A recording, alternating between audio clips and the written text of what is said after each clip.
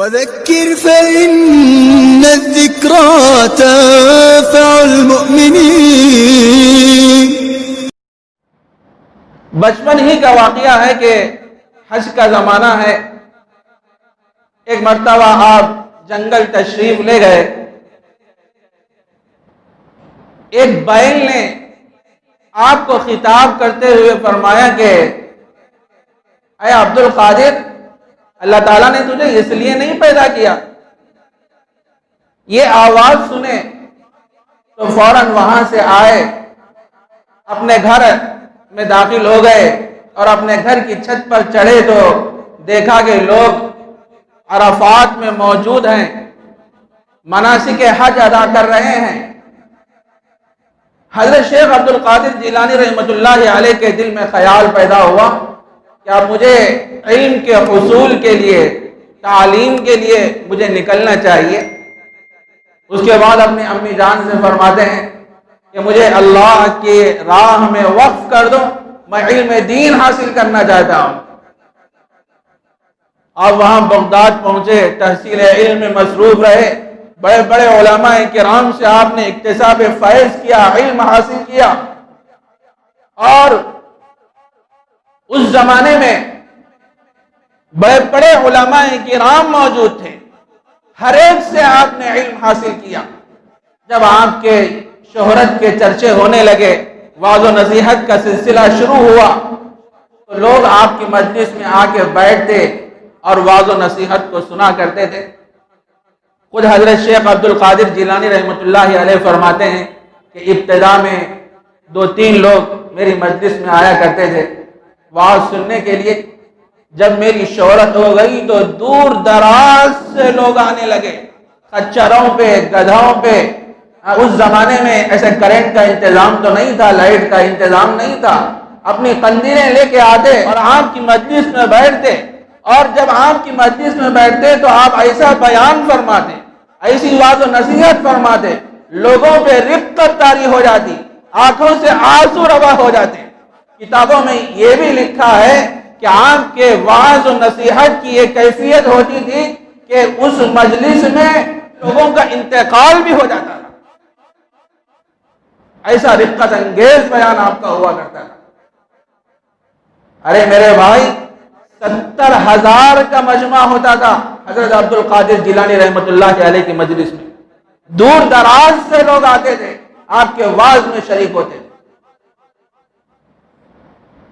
اور اللہ نے آپ کو ایسا عجیب و غریب بنایا تھا کہ 5,000 سے زائد یہود و نصارہ نے آپ کے ہاتھ پر اسلام قبول کیا۔ یہودیوں نے، نصرانیوں نے کہا کہ ہم تذبذب میں تھے کہ ہم کس کے ہاتھ پہ اسلام قبول کریں۔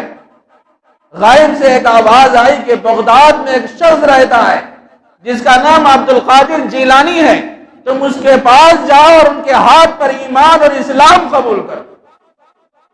5,000 سے زائد یہود و نصارہ آپ کے ہاتھ پر اسلام قبول کیا، اور 1,00,000 سے زائد لوگ اپنے گناہوں کی معافی تلافی کیے آپ کے ہاتھ میں۔ جو فاسق، فاجر، گنہگار، سرکشی اور بغاوت میں جن کی زندگی گزرا کرتی تھی، ایسے 1,00,000 لوگ آپ کے ہاتھ پر توبہ کیے۔ اللہ تعالیٰ نے آپ کو کافی مقبولیت عطا فرمائی تھی۔ کتابوں میں لکھا ہے آپ بڑے ہی رقیق القلب تھے، انتہائی متواضع تھے، منکسر المزاج تھے، اور آپ کا دسترخوان بڑا وسیع ہوا کرتا تھا۔ سینکڑوں لوگ آپ کے دسترخوان پہ آ کے کھانا کھایا کرتے تھے۔ حضرت شیخ کے گھر میں روٹیاں بنائی جاتی، اس زمانے میں جیسا بھی جو دعوت کا نظام ہوتا تھا، روٹیاں بنائی جاتی، اور جتنے فقراء، مساکین، محتاج اور نادار لوگ آتے تو حضرت شیخ ان سارے لوگوں میں وہ روٹیاں تقسیم کر دیتے تھے۔ جب روٹیاں بچ جاتی تو آپ اپنے خادم سے فرماتے کہ یہ روٹیوں کو مغرب کے بعد تقسیم کر دینا۔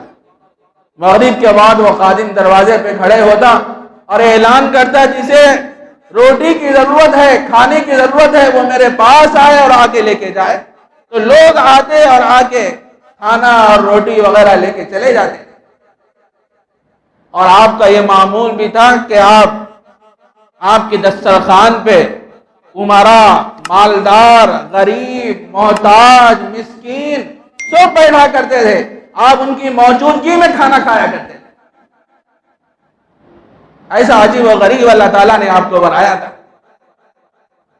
اور آپ کی خدمت میں بڑے بڑے مالدار تحفے، نذرانے پیش کیا کرتے تھے، ہدیے لا کے دیا کرتے تھے. لیکن حضرت عبد القادر جیلانی رحمۃ اللہ علیہ کسی ہدیے کو، تحفے اور نذرانے کو ہاتھ نہیں لگاتے تھے. فرماتے تھے کہ دیکھو اس کو یہ میرے مصلے کے نیچے رکھ دینا. لوگ آتے اور اپنے ہدیے اور تحفے، نذرانے جو بھی ہوتے وہ مصلے کے نیچے رکھ دیتے. اور حضرت اس رقم سے غریبوں، محتاجوں، ناداروں کا تعاون فرمایا کرتے تھے. جو بھی ہدیے نذرانے آتے تھے اپنی ذات پہ بہت کم خرچ کرتے تھے اور پورا پیسہ غریبوں میں، محتاجوں میں خرچ کیا کرتے تھے. اور آپ نے ایک خادم سے فرمایا تھا دیکھو جتنے نذرانے میرے مصلے کے نیچے موجود ہیں، تم اس سے ترکاری خریدنا، میوے خریدنا اور جو کچھ بھی ہو سکتا ہے وہ ساری چیزیں خرید کے لانا اور ان غرباء کے لیے روٹیوں کا اور دعوت کا انتظام کرنا. پوری زندگی آپ کا یہ معمول تھا، کبھی آپ نے نذرانے کو، ہدیے کو ہاتھ نہیں لگایا. یہ تھی دنیا سے بے رغبتی. اللہ تعالیٰ نے ان کو اتنا اونچا مقام عطا فرمایا. اتنے سال گزر گئے، اتنی صدیاں گزر گئی، لیکن آج ہم ان کو عقیدت سے، محبت سے یاد کرتے ہیں. کس وجہ سے یاد کرتے ہیں؟ ان کے وہ کارہائے نمایاں، وہ اوصاف، وہ اخلاق اور مزاج میں وہ انکساری اور وہ خوبیاں اللہ تبارک و تعالیٰ نے آپ کو عطا فرمائی تھی.